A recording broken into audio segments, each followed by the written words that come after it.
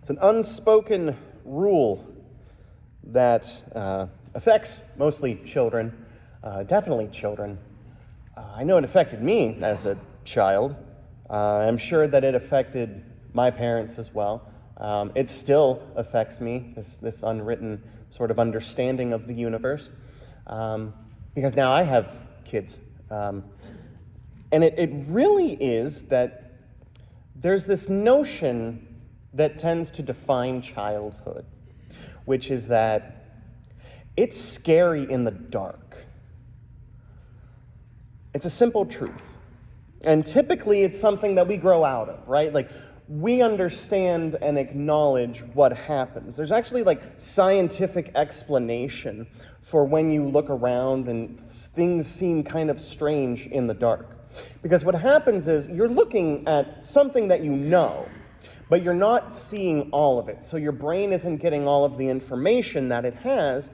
So what it does then is try to fill in the blank and try to figure out what it is that you're looking at. And this happens because people want clarification at all times. And so what winds up happening is, because you didn't put your clothes away and you just shoved them under your bed after you told your mother you were going to put them away, if you were to look under your bed in the dark with no light, you're going to see a shape. Your brain is going to register that as something that may or may not be clothes, and then that's when you get freaked out and scream. That's what happens, because what we know is that when you have a light, you can see everything. You can see things clearly. Whenever we prepare for a storm, how many of us still prepare with batteries and flashlights or even candles? Because if the power goes out, it's not necessarily that, we have to charge the cell phone or keep the refrigerator closed or anything like that. No, it's, how are we going to be able to see? See, adults, we're plagued by the dark too, but it's slightly different for us, because while we know and understand how the mind works, we also are very prone to banging your shin on the coffee table. Which is why I absolutely hate walking around in the dark. It's like a minefield sometimes, navigating Legos and toys. You just get the kid to bed, and they're laying there, and they look like a sleeping angel, and they are a gift from God. And then you walk out the room, and then your toe touches a dinosaur that roars, and instantly he's up and awake, and now, that's your night. Not that that has ever happened to me or anything. But no, what we know and what we understand is that light is important to us. And I believe that we get that imagery from the prophet Isaiah today. This is written at a time where the people would be starting to come back from exile. And so we have to keep in mind what's going on in the background as this was written. And what we see is that there is this light that comes, and it draws people to it. For darkness shall cover the earth, and thick darkness the peoples, but the Lord will arise upon you, and his glory will appear over you. Oh, that's great, right? The light of the Lord is going to draw people to God. And it's beautiful, and it's simplistic, and if we understand how human beings' minds work, we kind of can see that, because we want to go to the light. Because if we go towards the light, we see what's going on. We understand what's going on. But what's fascinating about this passage is not just that this light is going to be drawing people. It's that it's drawing everything. The wealth of the nations shall come to you. A multitude of camels. So you get camels, you get wealth. One of the strangest lines in here is talking about the gift of the sea. Because the abundance of the sea shall be brought to you. Now, I'm not great with geography. But think about how impressive that statement is. Because if this is taking place in Jerusalem, and you kind of sort of know where Jerusalem is on a map, it's not near a sea. And so people are going to be bringing wealth and things that aren't even necessarily from around the area just to come to this place, because that is where the light is. And you need the light to see. And it's this beautiful, wonderful imagery, and it resonates in our core because we understand darkness scary, light good. We get that, we understand that, and we accept that, except that I've been to the movies before. I've been to the movies on a hot summer day where you go in, and you go early in the day because of course you do, it's cheaper. You go into the movies, and then you're sitting there, and you watch a movie, and it's either good or it's bad. You eat too much popcorn and drink too much soda, and then, the lights start to come on, and then you walk out, and you get to the doors, you push the doors open outside, and you can't see anything. Because now you're faced with the light. You're faced with the power of the sun, and your eyes, they did that thing where they adjust to the darkness, and after so long being in the dark, your eyes start to adjust and you can see things better. It's part of the reason why pirates wore eye patches, to keep one eye in the dark so that when it was nighttime, they could just move the thing over and be able to see a little bit better. And it's partially true. Mythbusters did a thing on it. But the light, for all the good that it does, can also be painful. Because while it reflects the reality, it reflects the reality. And you can see things clearly. And we don't like introspection. We don't like the hard work to figure out our stuff inside.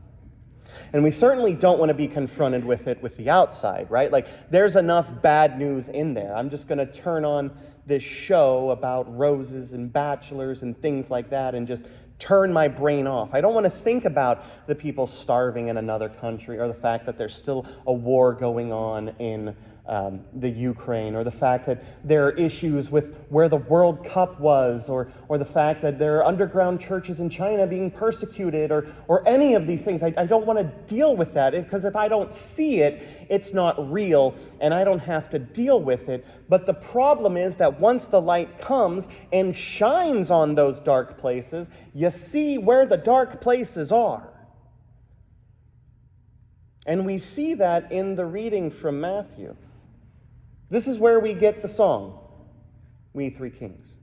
Even though there's only 3 gifts, and they don't really tell you exactly how many kings or whatever are there. And in fact, they're not even necessarily kind of kings. They're more akin to like astrologers or kind of magicians. They weren't followers of God. They were not of the line of Abraham. They were not sons of Abraham by any stretch of the imagination. I believe most scholars believe that they were actually Zoroastrians, which doesn't mean anything other than the fact that they're not Jewish. They have no dog in this fight. And so when they see this star appear out of nowhere, they're just like, oh, that's cool. Something important just happened, because if something important happens in the sky, it corresponds to something that happens important on the earth. And so we got to figure out what this is, because like stars just don't like pop up all of a sudden. So like we're going to go figure this out. And they go to Jerusalem, because what they learn and what they understand is that this star, arise, the light has come, is kind of sort of what Isaiah was talking about. Something important has happened, and it's the Messiah. And they go to Jerusalem because logically that's where the king lives, right? And if the baby is the Messiah, then that's where the king should be. And they show up to Herod, who's the current kind of puppet king, and they say, hey, where's the baby that was born to be king of the Jews? Because we saw the star, and that's why we're here. And Herod panics, and all of Jerusalem panics.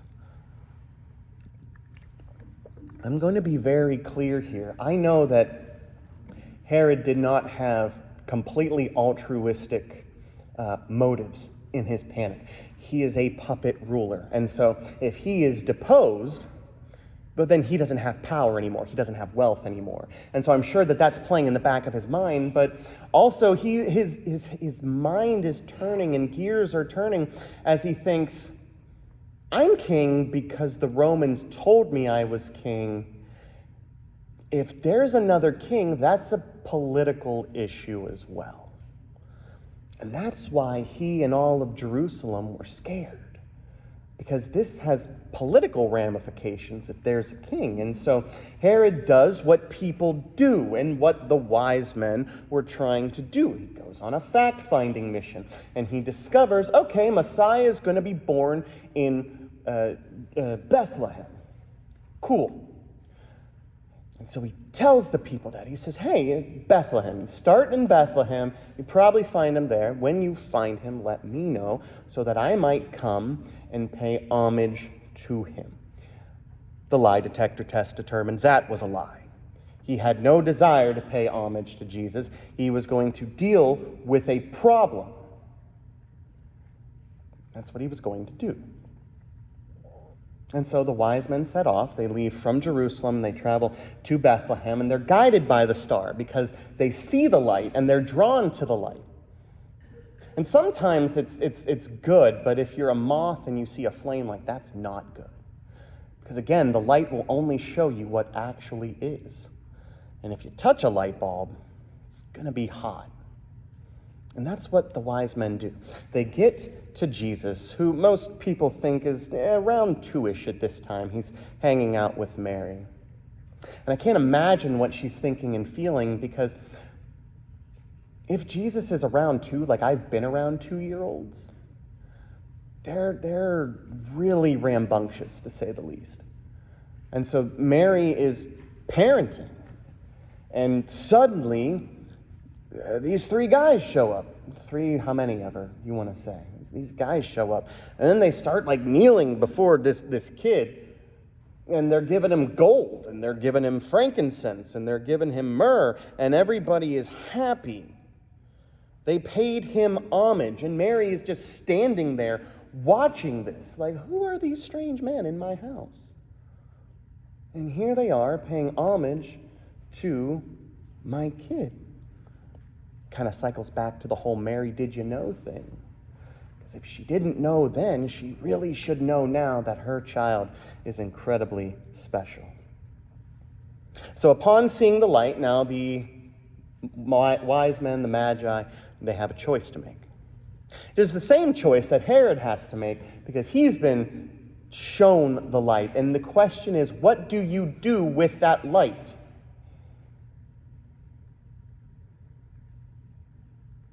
Because the light can be painful. Yes, it's good. We need the light in our lives. We need to see the darkness in ourselves and in the world, because if we know where it is, then we can point to the light and we can get other people to understand that they don't have to be in the darkness. And we can do that thing that Isaiah talks about, the drawing of the people to God through this light. Like, we can do that. And so the Magi, they get told a dream. Yeah, no, don't go to Herod. And so they leave. They're like, all right, well, we're not going to go say bye. We're just going to go home. And they go another way. This also has political ramifications, because they're kind of foreign dignitaries. And so they could be starting a whole kerfluffle about the whole thing, because, again, you have to think in terms of political power as well. But they know and understand that this child, who was born to be king of the Jews, is special and important. That's why they went to him. That's why they were changed when they went to him. And they made the choice to follow this light. And they followed it home safely. Herod sees the light, understands the truth, understands what's going on, and clings to the darkness. And he clings to the darkness because sometimes it's more comforting. When you've been in the dark for so long and that's all you know, the light, the first time that you see it, is blinding. And instead of taking a moment to understand, yeah, this is a little bit painful, knowing, all of this stuff is going to happen and come up, Herod makes a choice. And the choice that he makes leads to the death of so many kids. Because what we don't talk about is the fact that Herod basically said every boy 2 and under in Bethlehem needs to be killed. And it happens. That's why Jesus flees into Egypt and he comes out of Egypt. And it's this terrifying thing because he should have known. Like, he's standing there. All of the answers are right there. The light is right there. He can see it. And instead of doing the hard work, of doing the thing that you're supposed to do, you go so far off the reservation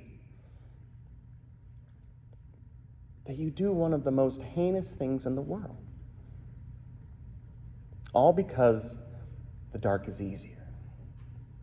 See, I found as an adult, as a kid, I had nightlight, door cracked open, music playing, anything I could do to help me get to sleep. As an adult, no, I like darkness in the night. Like, the blinds are closed, it is pitch dark to where even like you open your eyes and you're like, I don't know if my eyes are open or not. Like, that's how dark I like it when I sleep. And I realize that it's easier to just sit there and lay there and do nothing, and that's why I like the dark when I go to sleep. Because I don't have to think or worry about anything. All I can do and all I can think about is what I'm doing, just laying there doing nothing. And it's so easy and it's so comfortable, and that's how I get lulled to sleep. Because it's easy. It's easier to sit in the dark and do nothing than to work in the light and do the hard thing. And yet, that is what we, as followers of Christ, are called to do. We've seen the light. That's why we're here. That's why we're starting off our new year, 2023, right here, right now, listening to the Word of God. Because we've seen the light and we are responding to the light. Would have been so much easier not to come today, though, wouldn't it have? It's that weird liminal space in time where you have like Christmas and then you have New Year's, and it's just like you can just wear pajamas for a week. Like, time means nothing. It's just all corn dogs and finger foods and Lunchables. Like, you can eat like a trash person all you want and just eat like crap because it's just that time of the year. Like, you don't have to do anything, right? Except that we do. There's not an off day following the light. Because when you follow the light, then you notice where the dark is. And if you know that the dark is not a good thing, that it's going to be painful, it's going to be detrimental to people, well, then you get the flashlight, you go in the dark, and you shine it in there. And that's where the problem is. Because people don't like to be confronted with the light. It's easier for us to live in denial about who we are and about how the world is and just pretend that everything's okay. It's like the horses that you see walking around with the blinders on, so they don't see what's on the other side, so they don't get distracted. They only see what's right in front of them. And we delude ourselves. We delude ourselves into thinking everything's fine. To an extent, yeah. Everything's fine, but everything's fine because everything will be fine in the future because of God. We know what the world is. We know that it's dark. We know that it's hurting. And we have encountered the light of the world, and so that leaves us with a choice. We can live our lives in the darkness. Like, we can ignore it. You can go about your day acting as if nothing has changed.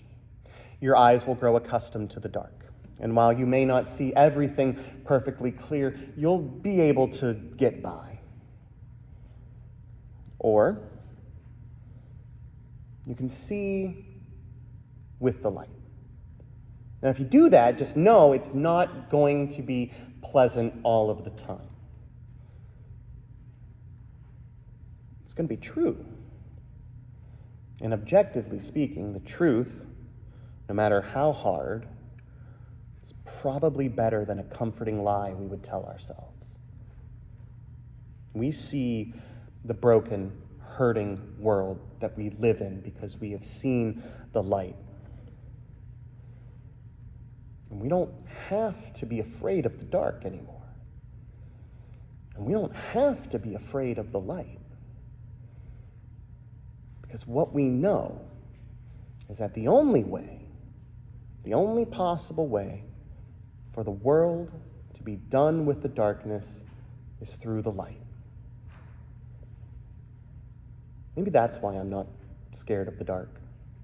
And maybe that's why I don't mind having that momentary blindness coming out of the movie theater. Because I know, at the end of the day, seeing objectively how things are with God is better than just lying to myself.